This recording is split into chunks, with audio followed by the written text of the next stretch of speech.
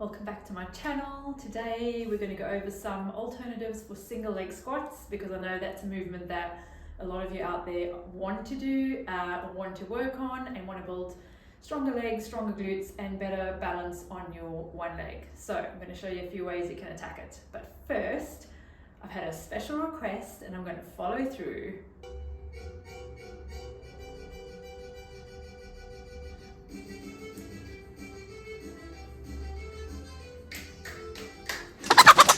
So like anything, you want to start where you can manage to do it with good form. Now this might be using a high step and keeping one foot planted on the ground, so your heel will stay on the ground for a bit of stability, and then your other leg's going to take the load. And what you're going to do is you're going to make sure your foot's in that squatting position, so it's slightly turned out to the side, which I'll show you in a sec.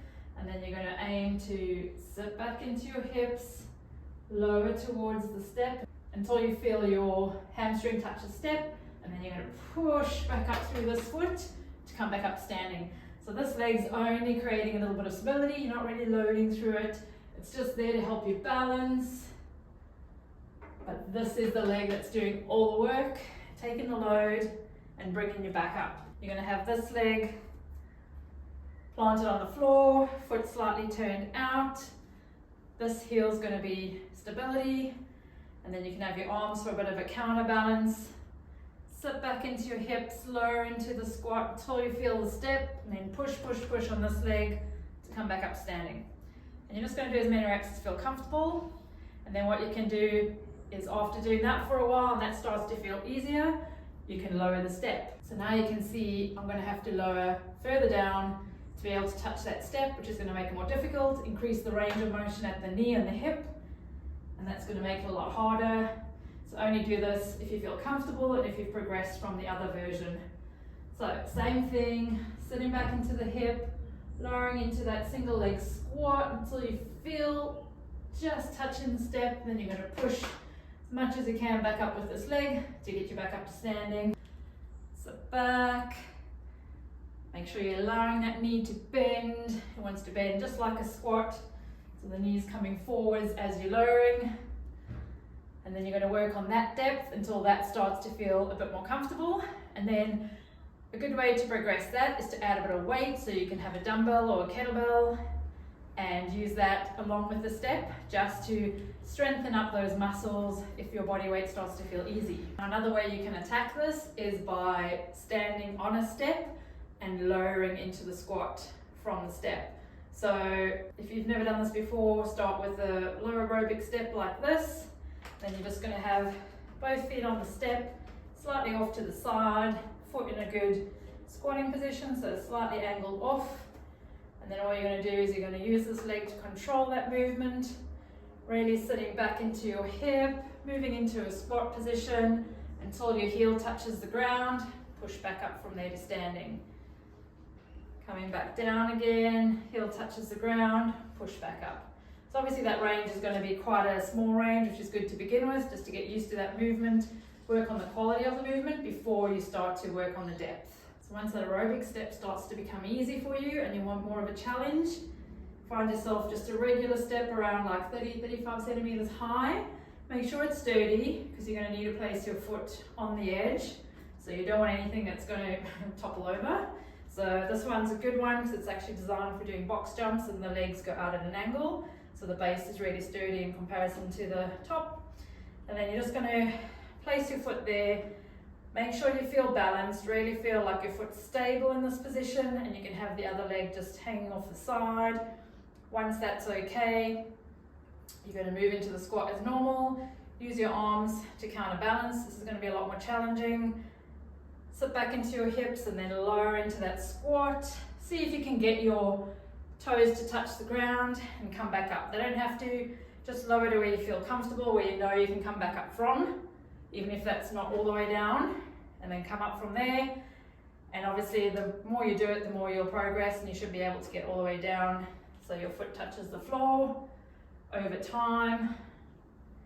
And then once that becomes comfortable, you can load it with weight.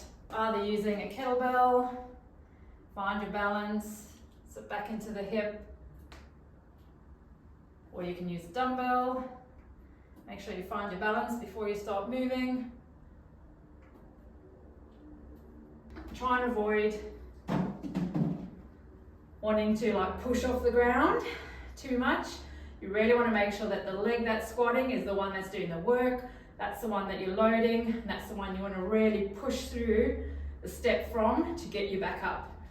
So you don't want to be going back down and then really pushing off to come up. That's technically cheating, as you're just going to be not building the strength here.